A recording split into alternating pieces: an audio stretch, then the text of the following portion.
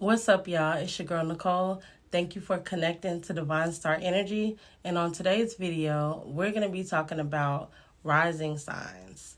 So what is a rising sign? A rising sign represents the zodiac sign that was rising over the eastern horizon at the time of your birth. This sign represents the start of your astrological birth chart. It represents the energy that you were born with. It represents your ability or inability to adapt to your environment. The rising sign also represents your core energy. It represents the foundation of your personality and your physical appearance, and it's how you come off to other people when they meet you for the first time. So it's your public persona and your aura. So as a Libra rising, you are a cardinal air sign ruled by the planet of Venus.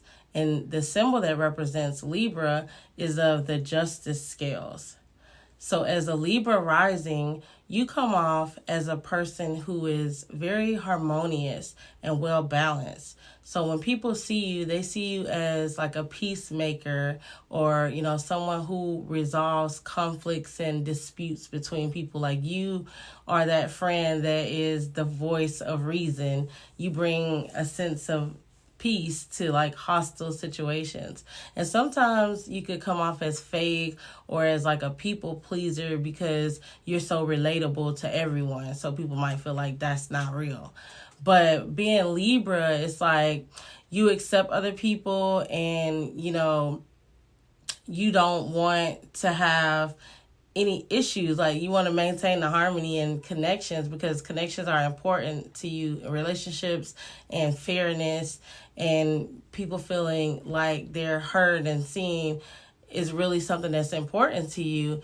And you could be a little indecisive when it comes to decision making, because you're always like finding it hard to make up your mind. You want to look at both sides of the situation. Like, if one of your friends asking you, who's wrong or right in a situation, you might, look at both sides and find a way where both of them are right. And you're like, y'all just seeing things differently, but both of y'all are right.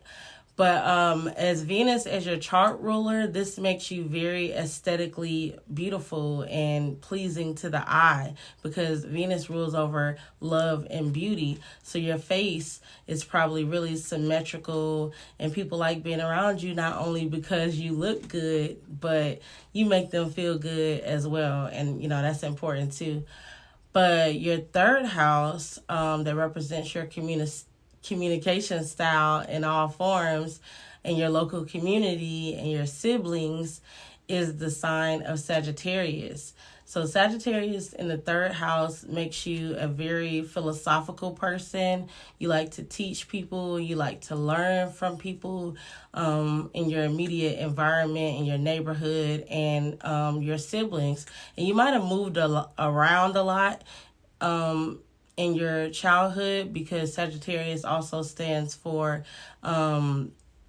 travel, and it stands for education as well. So you could have changed schools a lot, or you could have had diversity in your neighborhood or in your school, because it stands for foreign things as well.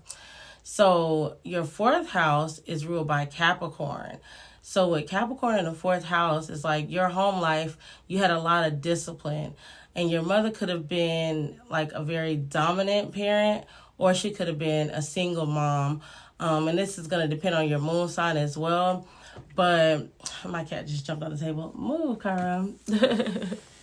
You probably had a lot of responsibilities in your childhood. And your seventh house of relationships and contracts is ruled by Aries. So this represents the energy that's going to balance you out, the opposite energy of what you are. So you need a partner who is very self-sufficient and self-motivated, someone with a lot of energy, a lot of sexual energy too, because this is a sign that is ruled by Mars. So they're going to have a lot of passion and not be afraid to take risks or start new things. And they're also going to teach you to not be afraid to start new things and take risks and to be more independent and bold, and to, you got to get down, Kyra. So as a Libra rising, the main thing to remember in your relationships is to not lose your own self-identity. And so your 10th house of career and public reputation is ruled by the sign of Cancer. So this represents you being very sensitive to your environments. So you need a career where you feel comfortable when you're at work. You feel like you're at home even while you're at work. Like, you need that type of job where you feel like it's not even a job. Like, I love my job so much. I have an emotional attachment to what I'm doing. So you might be a caregiver. You might work in the medical field, taking care of people. Or you might be like a real estate agent helping people find homes. So your 12th house, it represents aspects of your personality that might be weird to you or just hidden from you. And it also represents your self-conscious mind. And this is ruled by Virgo in your chart. So Virgo is an earth sign in a water house.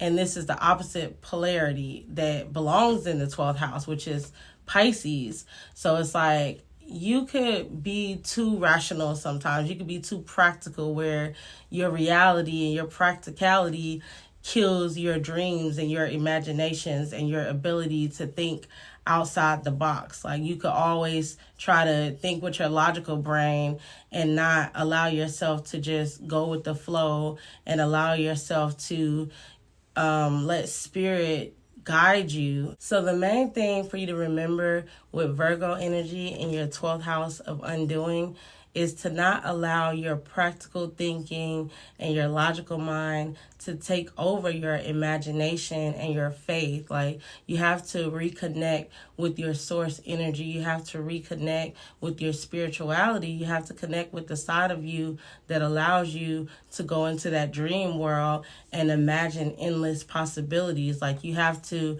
be able to tap into that radical mind that does not make sense, because everything is not supposed to make sense. Everything is not supposed to be able to be explained to you. Everything is not supposed to be able to be proven to you. Some things you have to just let go and have faith in and trust that they're going to work out for your greater good. So you don't have to be so critical of yourself or other people or things around you. You can, trust the process and allow things to happen organically and naturally and go with the flow is the biggest lesson for you to learn with Earth in a water house, is to go with the flow. So that's all I got for you, Libra risings. But if you like the video, hit the like button and remember to subscribe if you want to see more. Duh.